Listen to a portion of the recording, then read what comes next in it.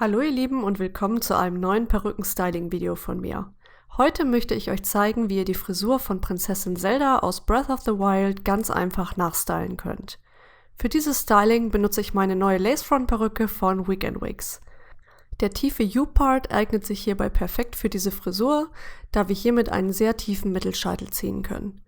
Zudem habt ihr hier einen sehr natürlichen, von Hand geknüpften Ansatz, der später für einen noch natürlicheren Look sorgt. Die Klemmen an den Seiten und im Frontbereich dienen dazu, die Perücke bestmöglich auf dem Kopf zu fixieren. Mit dem Code JACK10 könnt ihr übrigens 10% auf euren nächsten Einkauf sparen. Aber lasst uns doch direkt loslegen. Zunächst einmal fixiere ich mir meine Perücke auf meinem Styropor-Perückenkopf. Hierfür nutze ich immer diese langen Nadeln mit einem dicken Kopf. Wenn ihr eine ungetragene Perücke für das Styling benutzt, würde ich euch empfehlen, das Lace noch nicht abzuschneiden. So könnt ihr die gesamte Haarlinie mit einigen Nadeln und einem dünnen Satinband fixieren. Diese Steckmethode bringt einen großen Vorteil mit sich. Die Spannung, die während des Stylens, zum Beispiel beim Kämmen, Tupieren und Bürsten entsteht, wird gleichmäßig auf die Perücke verteilt und somit wird das Lace nicht beschädigt. Ich teile mir hier zunächst eine fingerbreite Partie ab und fixiere diese mit einer Haarklammer. Hierfür könnt ihr am besten einen einfachen Stielkamm verwenden.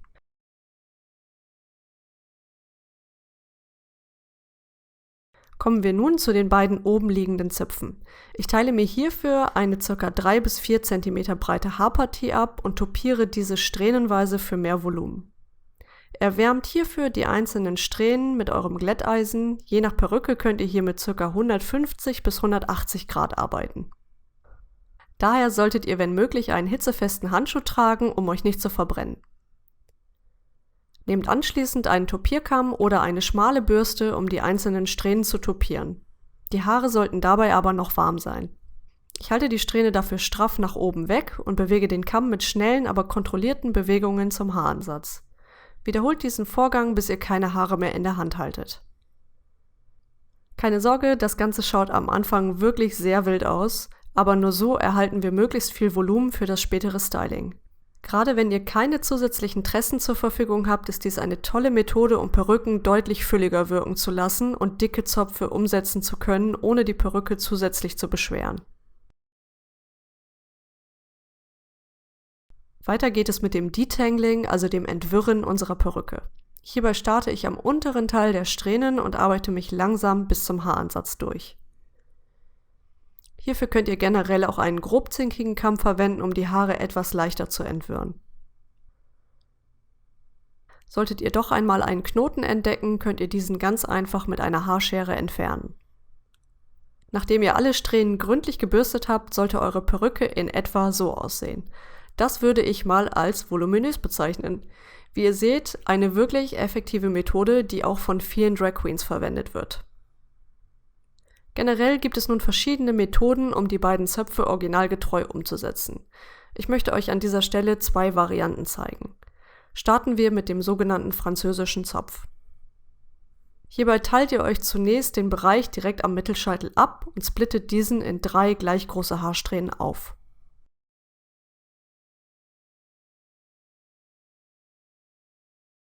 Flechtet nun zunächst einmal die ganz rechte Strähne über die mittlere Strähne und anschließend die ganz linke Strähne wieder über die aktuell in der Mitte liegende Strähne. Anschließend legt ihr die rechte Strähne wieder über die mittlere und holt euch von rechts aber noch einige Haare dazu. Ich nehme hier immer ca. 1 bis 2 cm breite Strähnen dazu und wiederhole dies auch auf der linken Seite. Wiederholt dies so lange, bis ihr unten angekommen seid, etwa auf der Höhe, wo normalerweise unser Ohr wäre, und flechtet ab dort einfach als normalen 3-Strähnen-Zopf weiter, bis ihr das Ende erreicht. Ihr solltet die Strähnen während des Flechtens möglichst stramm halten und eng am Cap entlang arbeiten. Wenn ihr die Frisur mit euren echten Haaren umsetzt, solltet ihr hier immer so eng wie möglich an der Kopfhaut arbeiten. Hier seht ihr den fertigen Zopf.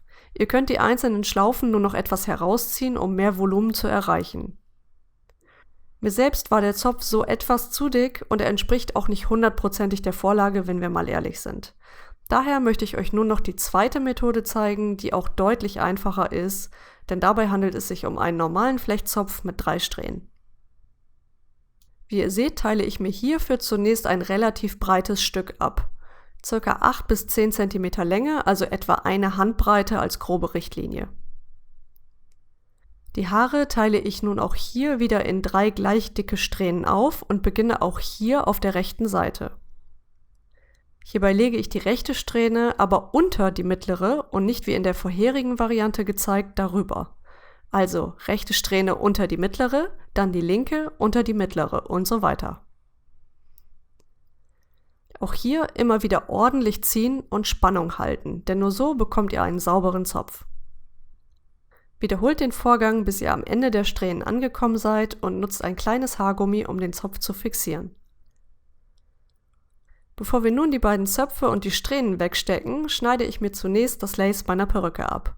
Ich mache das am liebsten, während die Perücke noch auf dem Kopf ist, um möglichst eng am Haaransatz entlang zu schneiden. Wie ihr seht, habe ich mir hier schon die beiden Haarpartien aus dem Haaransatz abgetrennt, nämlich die Strähnen, die sich später oberhalb der Ohren befinden.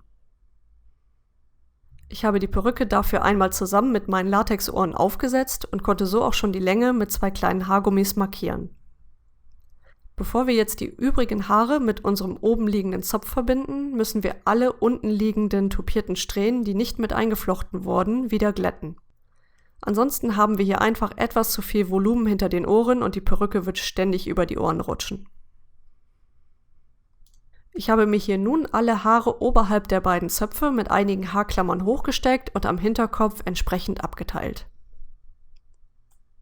Nehmt nun die beiden Zöpfe und alle losen Haare vom Haaransatz und führt diese am Hinterkopf zusammen. Ich fixiere das Ganze noch einmal straff mit 2 Klemmen und fixiere alle Teile anschließend mit einem Haargummi am Hinterkopf. Abschließend könnt ihr alle Klammern wieder lösen und die Haare über die beiden Zöpfe legen und so alle Enden verdecken. Kommen wir nun zu den beiden Strähnen oberhalb der Ohren. Ich kürze diese zunächst mit einer normalen Haarschere. Alternativ könnt ihr aber auch ein spezielles Rasiermesser verwenden. Ich bewege die Schere dabei schnell auf und ab und kürze die Haare so. Zeitgleich dünne ich sie mit dieser Methode aber auch aus und erziele fließende Stufen. Ich schneide hier erst einmal grob und bewusst etwas weniger ab als gewünscht.